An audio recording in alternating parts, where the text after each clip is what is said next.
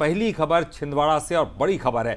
कमलनाथ के गढ़ में कांग्रेस को फिर झटका लगने वाला है। अमरवाड़ा विधायक कुंवर कमलेश शाह बागी हो गए हैं। विधायक कमलेश शाह और उनकी पत्नी बीजेपी में शामिल होंगी। बीजेपी कार्यालय में दोपहर 3 बजे बीजेपी में शामिल होंगे अमरवाड़ा के विधायक कुंवर कमलेश शाह और उनकी पत्नी। ज्वाइनिंग के दौरान बीजेपी के तमाम जो दिग्गज नेता है वो भी मौजूद रहने वाले हैं। तो इस वक्त की बड़ी खबर कमलनाथ के गढ़ यानी कि छिंदवाड़ा से आ रही है। तो बड़ी खबर एक बार फिर से आपको बता दें, महाकौशल में छिंदवाड़ा जिला काफी महत्वपूर्ण है। ये हाई प्रोफाइल सीट, लेकिन छिंदवाड़ा में एक के बाद एक झटके कांग्रेस को लग रहे हैं। कभी पूर्व विधायक तो कभी कमलनाथ के करीबी जो कि बीजेपी का हिस्सा बन रहे हैं। और इसी बीच एक और बड़ी खबर आपको बता दें, कमलनाथ के गढ़ में कांग्रेस को फिर झटका लगा है। अमरवाड़ा विधायक कुंवर कमलेश शाह बागी हो गए हैं और अपनी पत्नी के साथ बीजेपी की सदस्यता लेने वाले हैं। ये केवल कमलनाथ के लिए नहीं बल्कि कांग्रेस के लिए भी उतना ही बड़ा झटका होगा। बिल्कुल, और इस पर ज्यादा जानकारी के लिए हमारे साथ अमित द्विवेदी हमारे सहयोगी जुड़ गए। अमित, लगातार जो है कमलनाथ के गढ़ को कमजोर करने में बीजेपी जुटी हुई है और एक और झटका जो है कांग्रेस को लगने वाला है। क्या कुछ कहा जा रहा है, कितनी देर बाद ये शामिल हो सकते हैं? जी ललित, मैं आपको बता दूं कि बंसल न्यूज के पास एक खास इनपुट आज सुबह से ही रहा है कि अमरवाड़ा विधायक कुंवर कमलेश शाह भारतीय जनता पार्टी का दामन थाम सकते हैं। हमारे पास जो अभी जानकारी है वो सुबह से भोपाल के लिए रवाना हो गए थे छिंदवाड़ा से, और अभी इस वक्त जो जानकारी हमारे पास आ रही है, कुंवर कमलेश शाह विधायक जो है कांग्रेस के, वो सीएम हाउस में मौजूद है और उनके साथ हर्रई नगर पंचायत की अध्यक्षा पूर्व अध्यक्षा की जानकारी जो है हमें मिल रही है। मैं आपको बता दूं कि ये बहुत बड़ी खबर है छिंदवाड़ा से। कमलनाथ के गढ़ में ये बड़ी बगावत है एक तरह से। कुंवर कमलेश शाह के बारे में मैं आपको ललित बता दूं कि ये लगातार तीसरी बार के कांग्रेस के विधायक है और आदिवासी क्षेत्र में खासा प्रभाव हर्रई राजमहल का दिखाई देता है।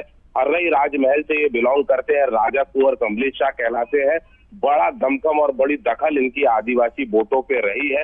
अगर ये आज भारतीय जनता पार्टी का दामन थाम सकते हैं तो कांग्रेस के लिए एक बड़ा झटका ललित होगा।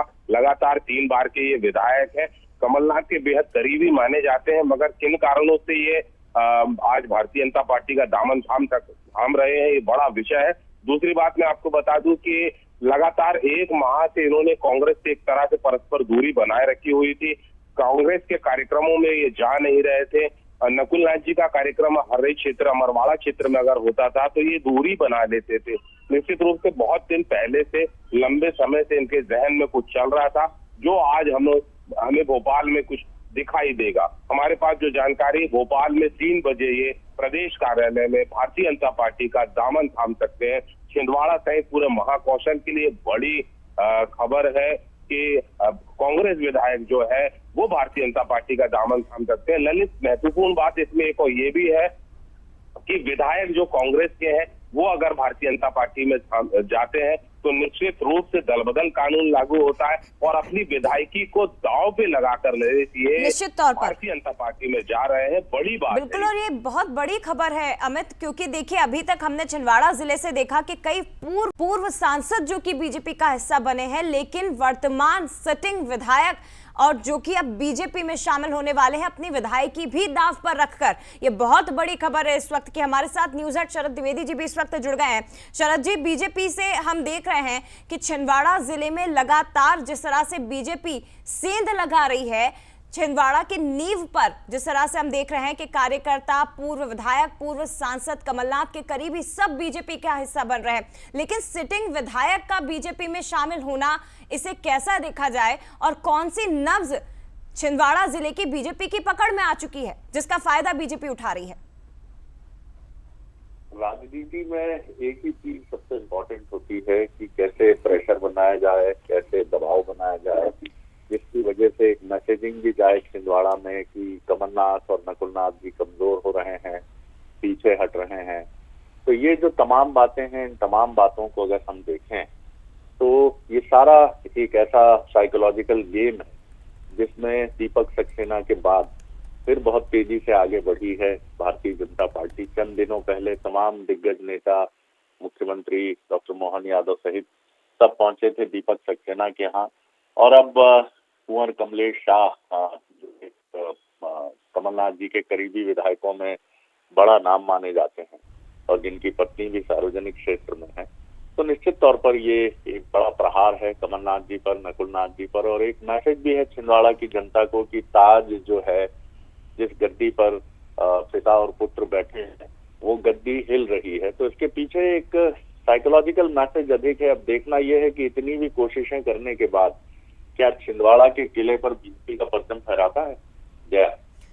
निश्चित तौर पर सर, लेकिन एक चीज अगर आपको इस बात के इनपुट्स मिल पाए हों, क्योंकि अमित जी भी कह रहे हैं कि 1 महीने से नाराजगी थी, किसी कार्यक्रम में ये शामिल नहीं हो रहे थे कमलेश शाह जी, लेकिन नाराजगी की वजह क्या हो सकती है सर?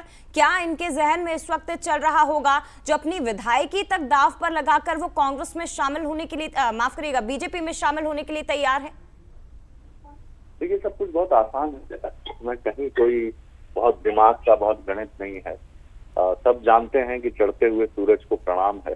वही कारण है कि छिंदवाड़ा में जिस तरह विकास के काम उनको लगता है कि भारतीय जनता पार्टी में भले ही वो विधायक न रहे, लेकिन वो मालूम है उनको उनका रुतबा विधायक से भी ऊपर रहेगा।